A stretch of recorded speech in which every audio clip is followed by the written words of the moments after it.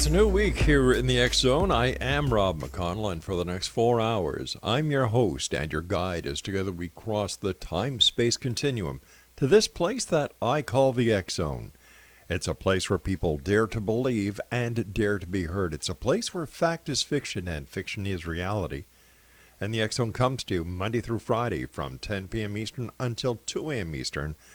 Oh my gosh, all over the world on the Talkstar Radio Network, Mutual Broadcast Network, iHeartRadio, Xena Media, Simul Radio, and Simul TV at www.simultv.com, and the X Zone TV channel is Channel 21.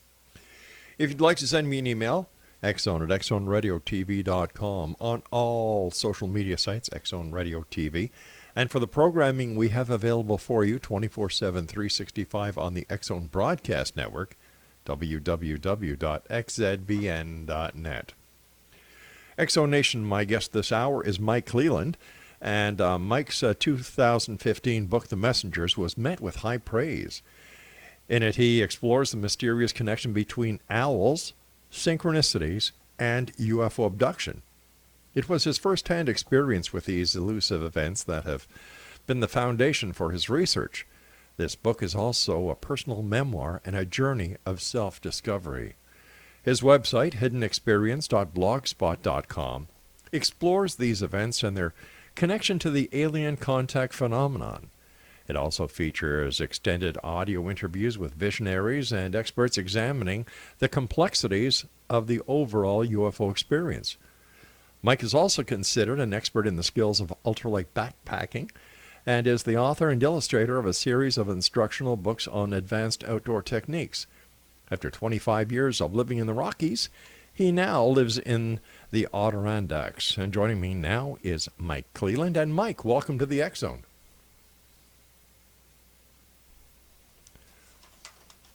Mike, thank you so much. I'm right here. Oh, Sorry about that. You know what I did is I put myself on mute just so you would have a nice, perfect silence and you wouldn't hear me breathing or my chair squeaking in the background. Oh, sure. So that's it. Spoil all the fun. I'm delighted to be here. So hope I didn't make you panic there. No. I'm kind of used to these things after 29 years of doing the show, but it's always great to have a guest come on and say, I'm here. First of all, welcome to the X Zone. Great talking to you. And what part of the Adirondacks do you live in? Right near Lake Placid, so I'm very close to the Canadian border. So beautiful place. Beautiful. The closest big city is Montreal. Yeah. Yeah. I grew up on the south shore of Montreal. About it was about a 45-minute drive to the border at Plattsburgh, Rouse's Point. But I'm right near Plattsburgh. Yeah, I take the ferry all the time over to Burlington, Vermont. That's right. Plus Lake Champlain. I have yet to see Champy. I keep a watchful eye, but I have yet to see her. So how did you get in? Tell me about this connection between owls, synchronicities, and UFOs. Now, I've been doing the show a long time, and I've never heard a connection with an owl. So I'm 56 now, and turn the clock back, I think it's about 12 years. I would have been, I think it's almost 13 years now. It was in 2006. I was living in Idaho, right near the Grand Teton National Park. It was a beautiful spot. I lived in this amazing place, and I would go camping for one night. At the time, I was working for an outdoor school, and there was this woman working at the school, and I said, hey, let's go camping. And she said, sure. Oh, that's a great pickup line. Let's go. Well, that's a kind of town. It's like the kind of thing, I guess, if you live in Malibu, you can say, hey, let's go surfing. Or if you live in New York City, you can say, hey, let's go to this fancy restaurant. But yeah, where I lived, it was, let's go camping. So up here in where I live, it's, let's go to my place. Yeah, so we have to. So anyway, it wasn't really truly a date. So It was more just it was a complete stranger, though. Mm-hmm. Her name is Kristen, and we went camping for one night. The weather forecast was perfect, so there's no reason to bring a tent. We just slept out under the stars. Mm-hmm. So we walked in with very light packs. Right. And sun was setting. You walk in the afternoon, you can get pretty deep in the mountains in a few hours, and we were in this absolutely gorgeous point right in the Tetons, and the sun was setting, and she said something, and it took me, and I was like, wow, this is a really impressive person. Like, I didn't expect this. It was a complete stranger, and she said something that struck me. What was that? we'll get to that in a second to tell this. So but at that moment, she said something. Mm-hmm. An owl flew over us, and then a second owl, and then a third owl. And for the next like 2 hours, these owls flew around us and above us as the sun was setting. We ate and laid our sleeping bags out under the stars, and literally we were laying down looking up at the stars, and there was just for 1/2 a second, just a microsecond, the skies would be blotted, the star would be blotted out above us. And it was really magical. Now, owls are very quiet in flight. I mean, they were flying right over our faces and blotting out the stars. It was so magical. So we got up the next morning and hiked out. It was a wonderful hike. We were back before lunch, back to town. And I said, hey, let's do this again. And she said, sure. So 4 days later, we went camping again. At sunset, we were watching the sunset, and an owl landed near us. This was a completely different part of the mountains. An owl landed near us. Another one flew above us. And then one landed at our feet. And before, they were kind of kept their distance. Not the second time. They were right there next to us, landing at our feet. And I've done a lot of outdoor work and spent a lot of time in the mountains. I've never seen anything like this.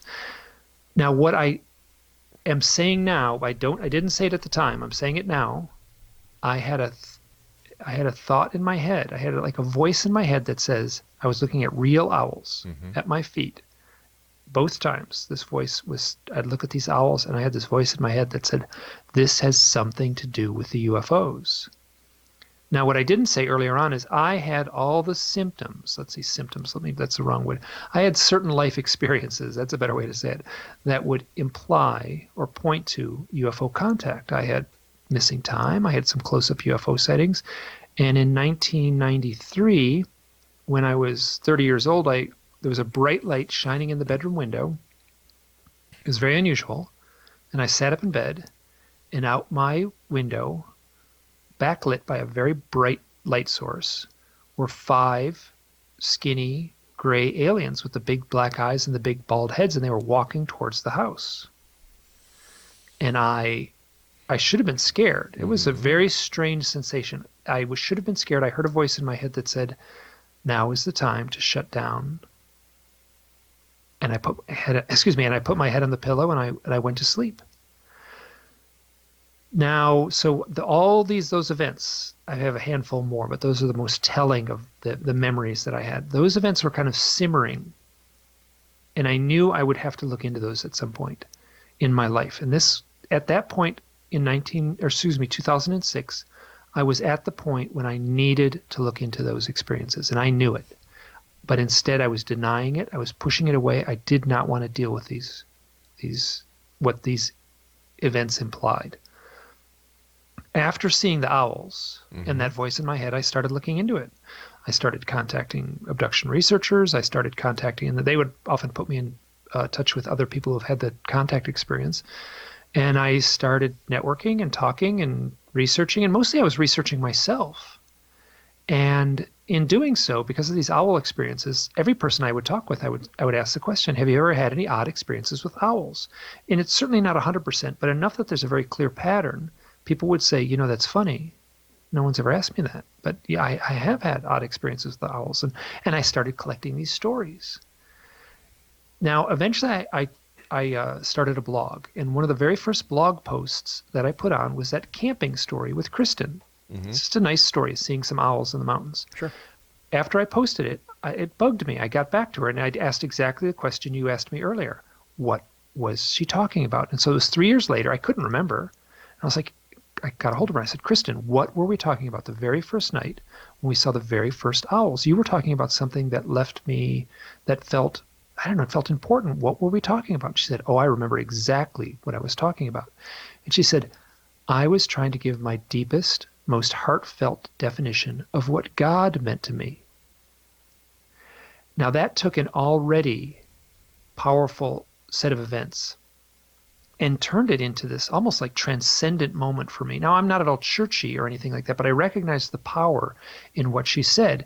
And I am not kidding. I spent I'm doing it now. I'm still here. It's now 12 years later. I have spent the last 12 years digging into exactly the question you asked me initially. What is the connection between UFOs and owls? All right, we've got to take a break. Please stand by. Exonation. Mike Leland is our special guest this hour. He's the author of The Messengers. And if you'd like more information about Mike, his website is hiddenexperience.blogspot.com. And Mike and I will be back after this short break as we continue here in the X Zone with yours truly, Rob McConnell, from our broadcast center and studios in Hamilton, Ontario, Canada. Don't go away.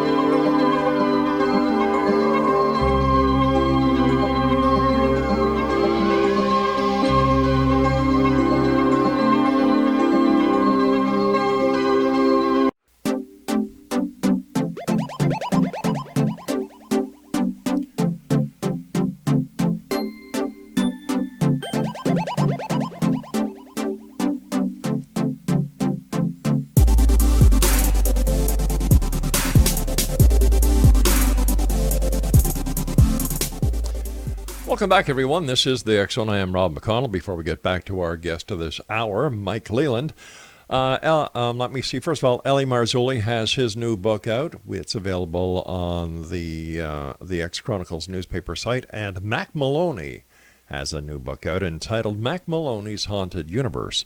And for all the information on Mac Maloney, his book, his radio show, by the way, which is going to be on this network on the XZBN in the very near future, visit his website at macmaloney.com.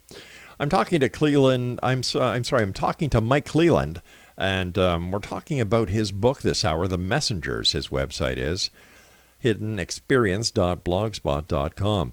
And before we went to the short break, we were talking about the question that I asked you about what you and your friend were talking about that night that you spent under the stars. And we're, the connection then with owls and other people who have had alien abduction experiences. How many people, have an owl connection?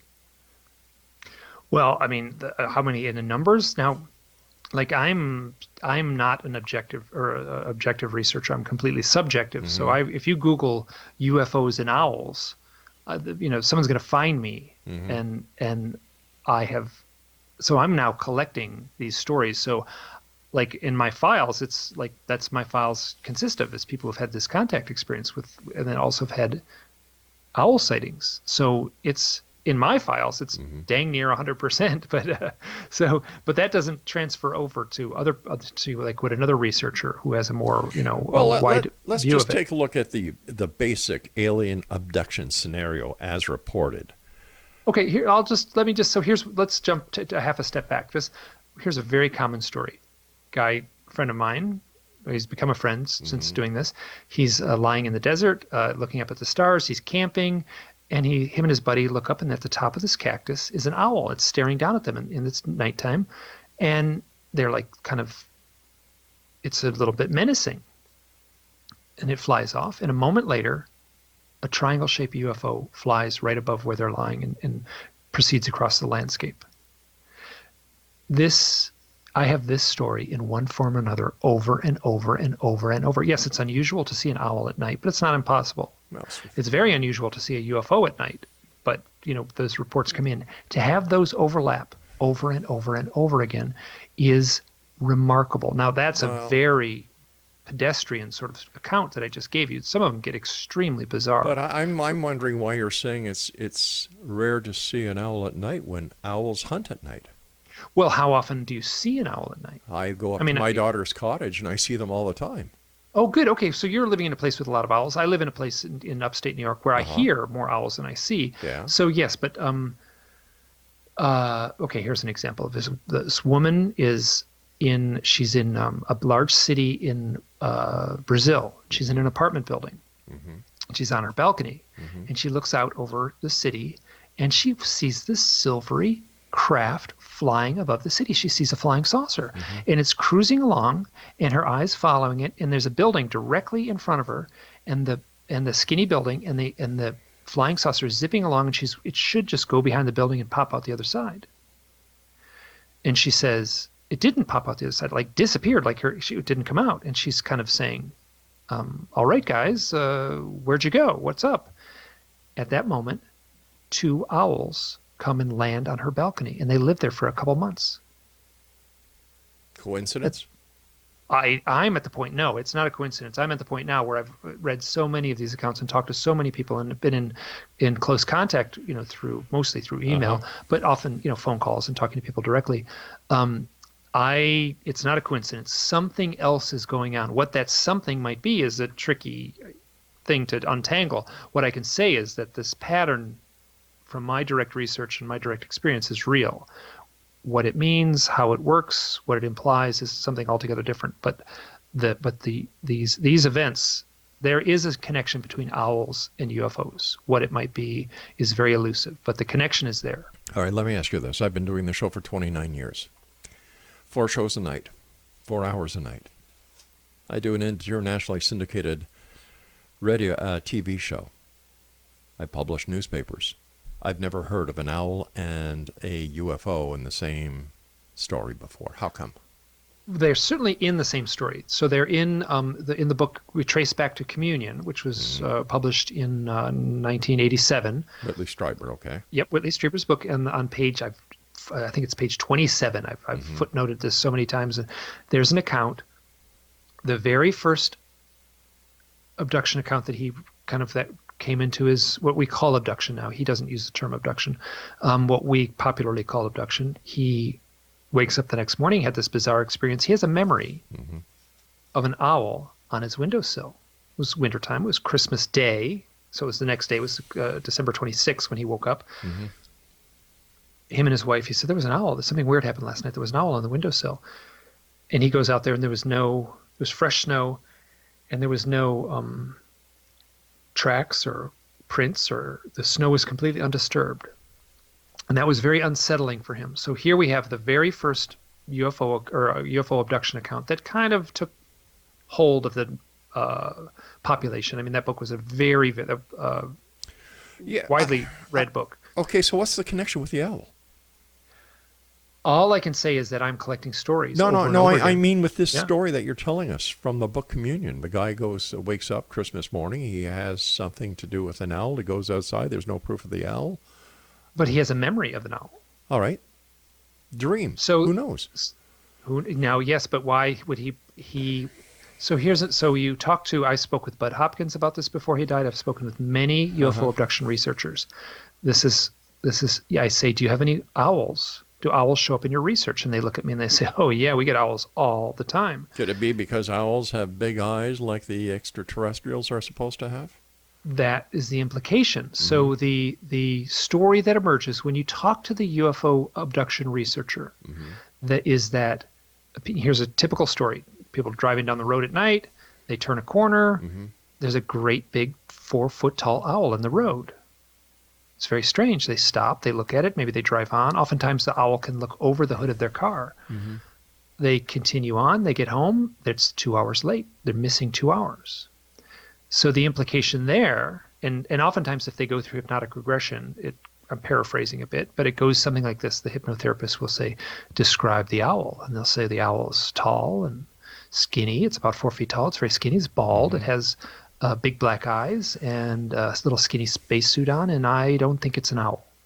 So the implication is that the UFO occupants, most probably the skinny gray aliens that we've all come to recognize, are somehow using a screen projection, a projected hypnotic trance of some sort where they can put in an owl into the mind of the observer. I don't know how that works or why, but that certainly shows up repeatedly in the research. But why an owl? So there's one, you pegged one of very good reason that may be the answer, which is the owl has big black eyes. I gave a possibility. I didn't give a reason. Yes, you gave a possibility. Yes, one of the possibilities is that the UFO occupants are choosing that simply because they look like an owl. At the same time, deer show up in somewhat equal numbers in the screen memory aspect. Deer and owls are at the top of the list, and then there's a long list of other things after that show up as screen memories, but mostly it's deer and owls at the top of the list. You know, regression hypnosis has been not proven to be accurate or correct. It's I agree. a matter of It's messy. it's a matter of interpretation. So how can we take anything that anyone says who has gone with regression hypnosis? Even Bud Hopkins' wife said that it was all a bunch of bunk. Yes, and that, but at the same, so I'm sort of in the middle ground, right? So yes, you can be very cautious. I think it's a tool that can be used appropriately, and at the same time, so the Bud Hopkins, there's an illusion, I think, that Bud Hopkins, 100% of his research was based on hypnotic regression. That's simply not true. A lot of people have completely conscious memory of these experiences, and so yes, so I agree that the hypnosis is a messy business in the sense that it's easy to debunk. You're dealing with the subconscious. Nobody actually has a good working definition of what hypnosis actually is. I feel certain that people could be led astray under hypnosis, and perhaps the skill of the hypnotherapist improves that somewhat. But again, we're dealing with the subconscious. I don't know how that works, but so here's another story. This is back to the screen memory aspect. This is remembered entirely consciously. This woman was 19 years old at the time. She's now an adult. She was working at a girls' camp in the Cascades, North Cascades in Washington State, I think. And she was walking between two buildings. And there was kind of a path that went through the woods between these two buildings. She could hear the girls playing in the background. And she knew she had had contact experiences. All right, we're going to take a break here. We're going to take a break because Okay, I great. do have to take my news. And when we come back, let's continue the story. Exonation, our guest this hour is Mike CLELLAND. And if you'd like to find out more about Mike, if you'd like to visit his website, it's hiddenexperience.blogspot.com. And we'll be back on the other side of the news as we continue here in the X Zone from our broadcast center and studios in Hamilton, Ontario, Canada. Don't forget you can get your complimentary copy of the X Chronicles newspaper every day of the week, month, year, whenever you want, however you want, simply by going to xchroniclesnewspaper.com. I'll be back on the other side of this news break. Don't go away.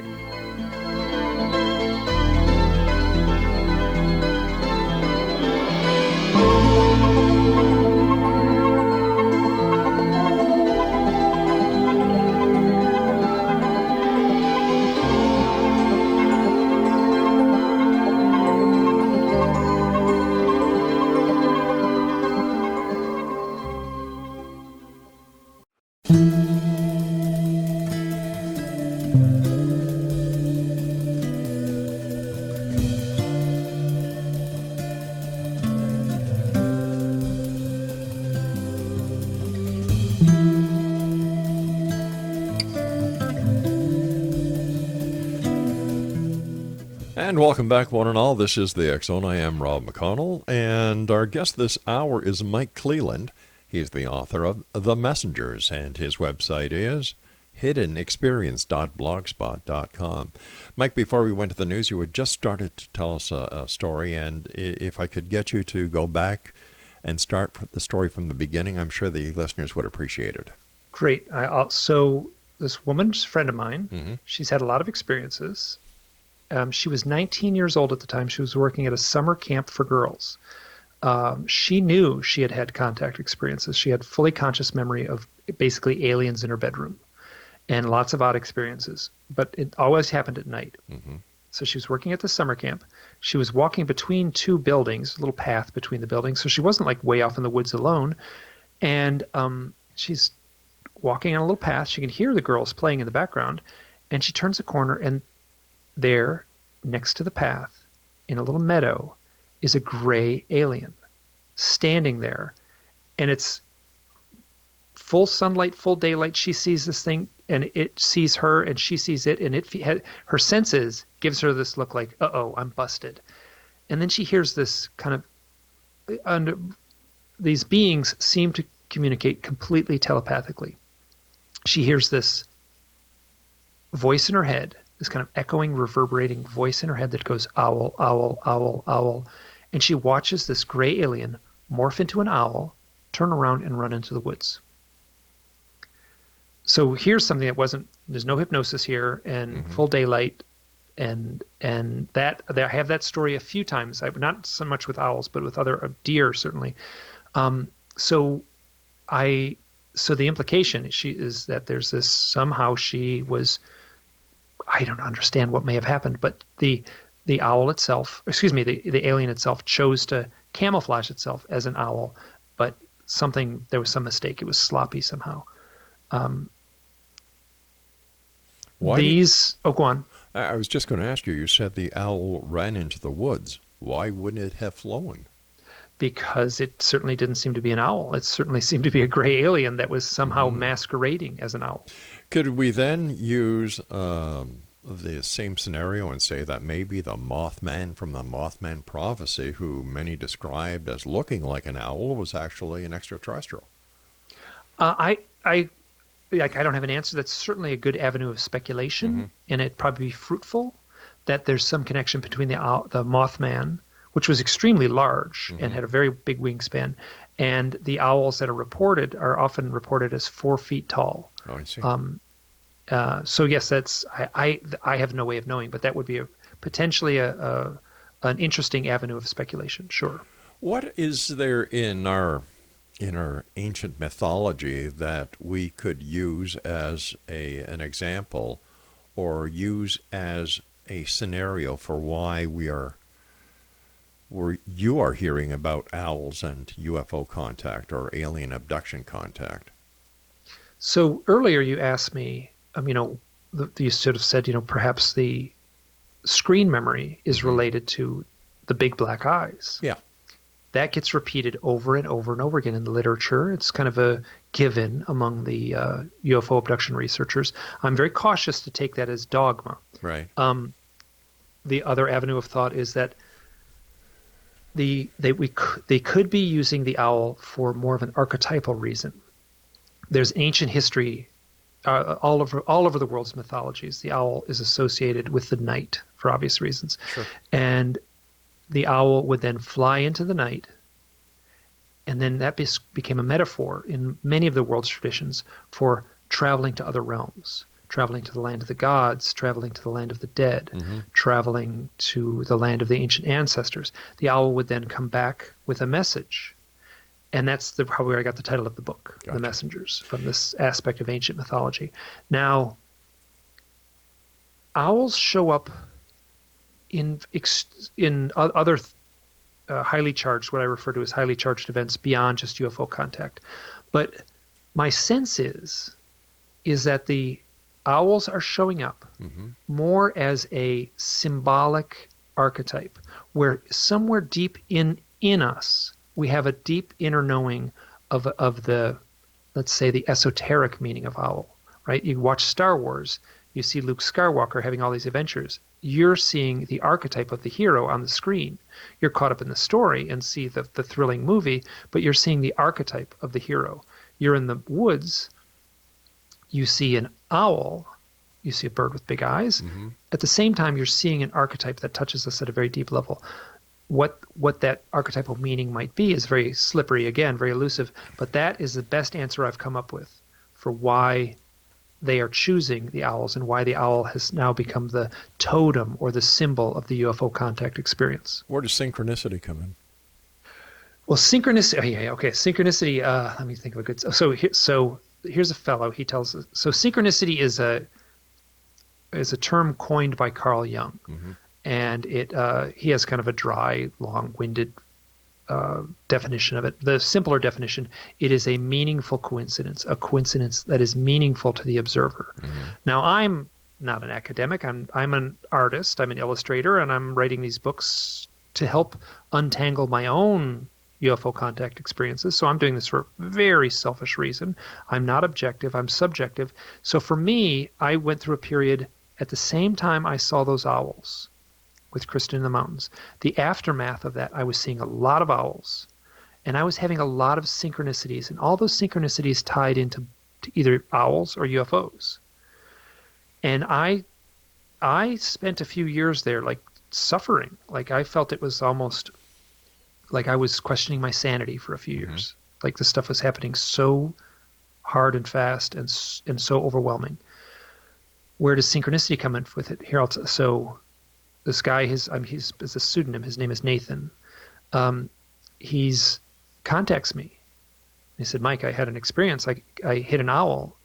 I was driving through this town on my way to work. It was dark. This is in Oregon. He's driving through the town, and an owl hit his windshield. Bam, he killed it.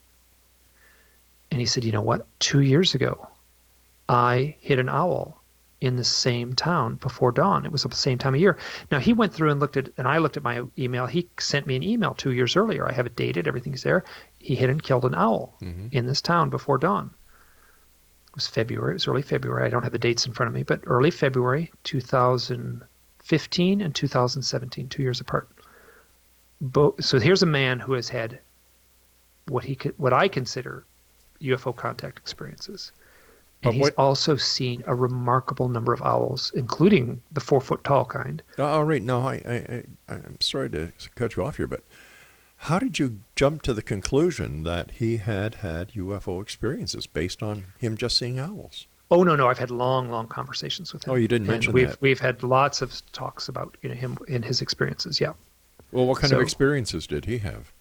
Seeing UFOs, missing time, bloody noses, very, very strange synchronicities, orchestrated relationships, the kind of things that show up in the lore of the UFO experiencer. So here, let me jump back. So two experiences, and this is the definition of synchronicity. It is powerful to the observer. 2 weekends, Sunday mornings, early in February. They were both Super Bowl Sunday. Mm-hmm. You take the word Super Bowl, it spells out superb owl. Now, you could dismiss this right away, but I will tell you that this was powerful and meaningful to Nathan. It was a meaningful, powerful event for him to have that very strange bit of wordplay be connected with these experiences. Now, that's a very soft one, but you asked for an example of a synchronicity, and that's the first one that popped in my head. So synchronicities show up in connection. You go to a UFO support group meeting, right? And I've gone them. You sit around in circles, and a researcher is usually running it, and usually the researcher is a therapist of some kind. And you ask people in the room, like, have you had any odd experiences, like with synchronicity? And I feel that the people who've had the UFO contact experience have a higher amount of synchronicity than the norm. But I also feel that anyone on what I will call like a spiritual journey will have a higher number of synchronicities. So the implication is UFO contact somehow tied into a spiritual journey. But isn't it also possible that the person who has a UFO experience has a much more active mind and prone to fantasy than the person who doesn't have the UFO experience? Because there are more people who do not have UFO experiences than those who claim UFO experiences and those who claim alien abductions. Okay, I mean, I've talked to enough people who have seen close-up craft that they're telling very similar stories with very, very similar. I've been doing full-time UFO research for a decade now, and or nearly full-time. All right, we've got to take our final break, so let's just hold it here. X-Zone Nation, our guest this hour is Mike CLELLAND, and if you'd like to find out more about Mike, his website is hiddenexperience.blogspot.com. And Mike and I will be back on the other side of this break as we wrap up this hour here in the X-Zone from our broadcast center and studios in Hamilton, Ontario, Canada. Now, we will be moving our entire TV and broadcast facilities to Hawaii over the next couple of months. So all I want to say is that we've enjoyed being here in Hamilton since the last 29 years, Craig. But, it's time where we start enjoying life. My wife and I, when the children have left home. No, they've never been abducted by aliens. There were times when I wish they would be. But we're going to be moving everything to Hawaii, to the beautiful island of Maui. And as we get closer to the moving dates, we'll be telling each and every one of you how, who, what, when, where, why. But We'll still be here every night. Don't go away.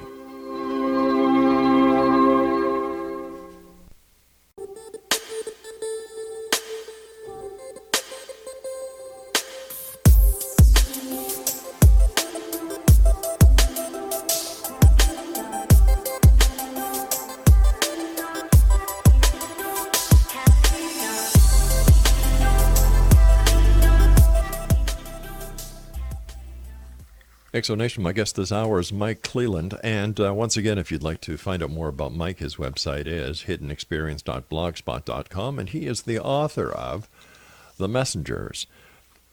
Mike, the person or the people who have reported UFOs over the years seem to be flamboyant.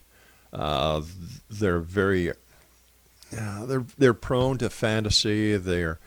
They are always looking for something out there.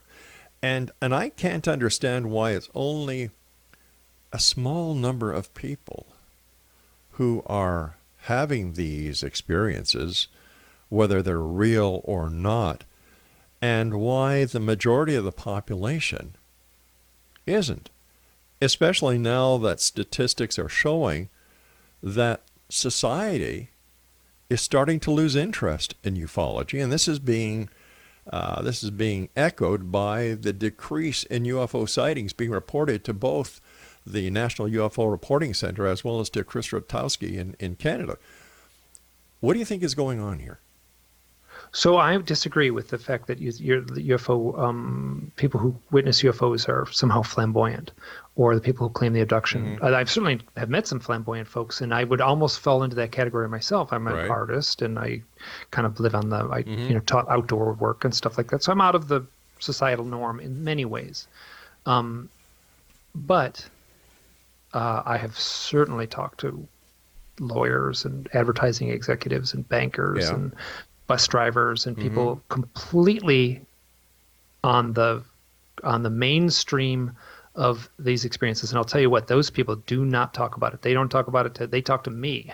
Why would they talk to you? Talk to me, but they don't talk about it to anyone else. Why do they talk to you? The flamboyant ones have nothing to lose, so they blurt the stuff out. But so I would argue that your assessment is... Oh, go on. But why do they talk to you? Why do they share this?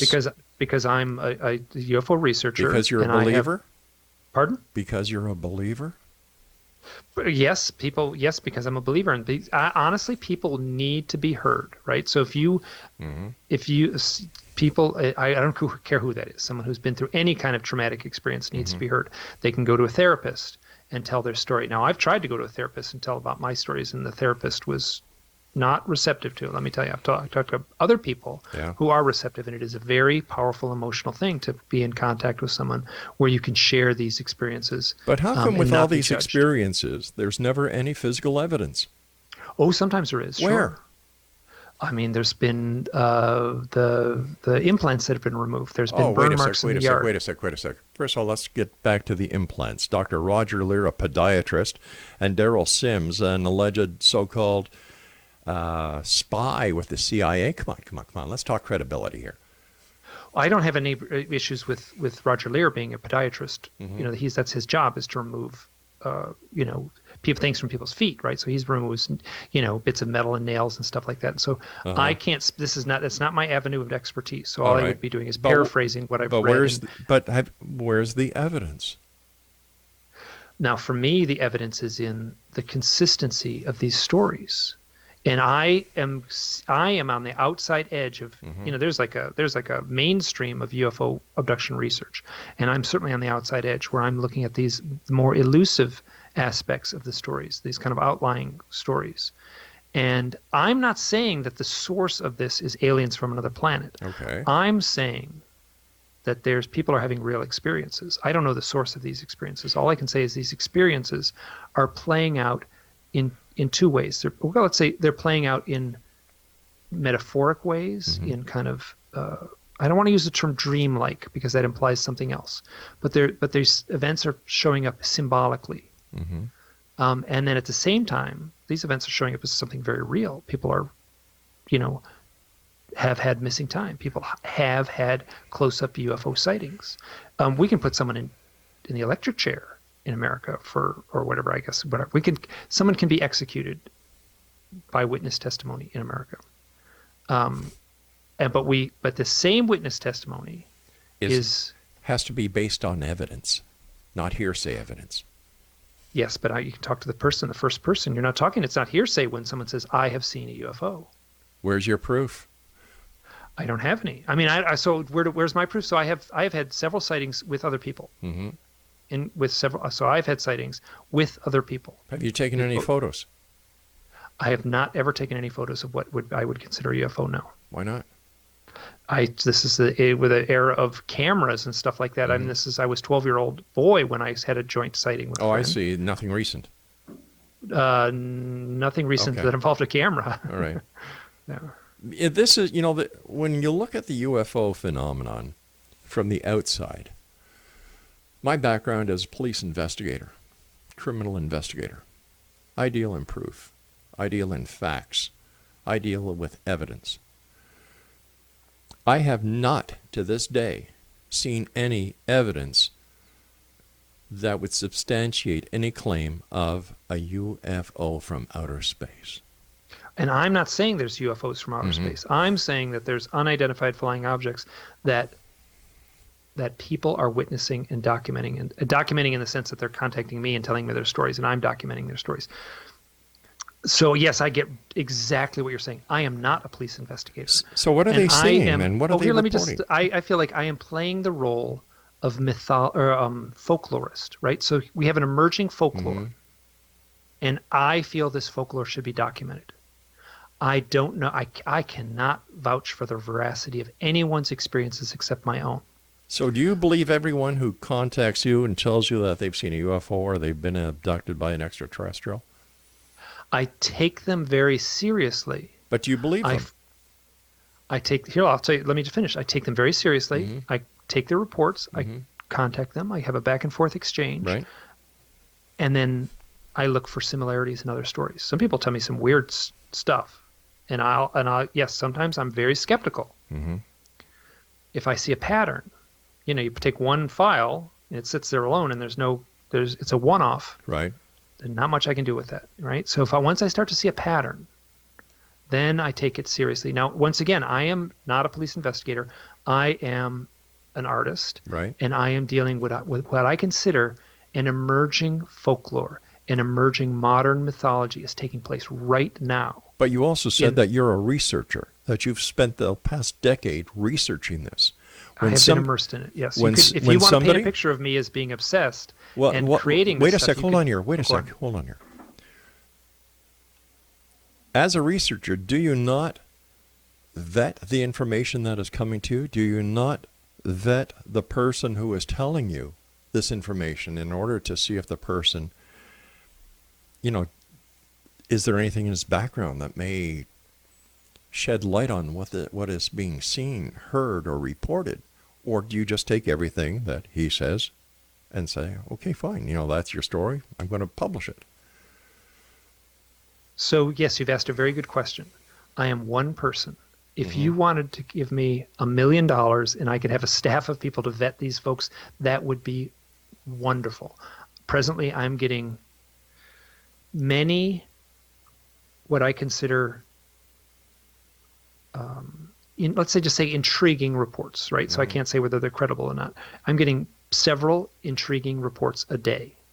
Okay, you multiply that by a year, that's over 1,000 reports a year. I am like the smallest little researcher on the outskirts of this stuff. Okay, but do all these reports have owls included in them?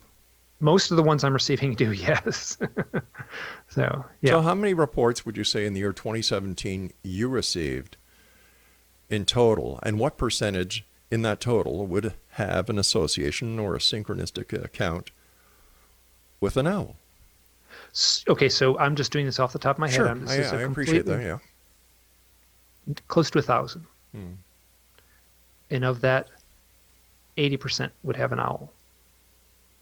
Or if you wanted an owl or synchronicity, it would be near 100%. So yes, so here I am at the receiving end of what I am considering a new, modern. The way I frame it is folklore. right? So I can't frame it scientifically. I'm not a scientist. I'm not an investigator in the strict dogmatic way that your police experience would want to define an investigator as. Sure. I'm simply archiving these stories, Sure, sharing them, and telling the stories as best I can. So if someone says to me, like, listen, someone contacted me and said, I had an owl outside my window. Uh-huh. It shot a blue beam, a blue laser beam came from the stars, hit the owl, and then that blue beam hit me while I was lying in bed. Now, I have a couple stories like this, so that's not a one-off. All I can do is say, I heard this story. I'll report it. You know, I don't want to dwell on it, right? So it'll take, in a book, it takes a few paragraphs, and I'll compare it to the other stories like that. Yes, I recognize this is, and the person, I've talked to the person on the phone, the person seems credible. It is a credible person telling an incredible story. All right, Mike, I want to thank you so much for joining us. We have to say so long for tonight, but X Zone Nation, you heard it here first on the X Zone. Owls and UFOs. Oh, I get it. That's because owls give a hoot. I don't know. The story seems like it's for the birds, if you ask me. And that's Craig's way of telling me that he agrees with me. All right, X Zone Nation, I'll be back on the other side of this break as we continue here in the X Zone from our broadcast center in Hamilton, Ontario, Canada.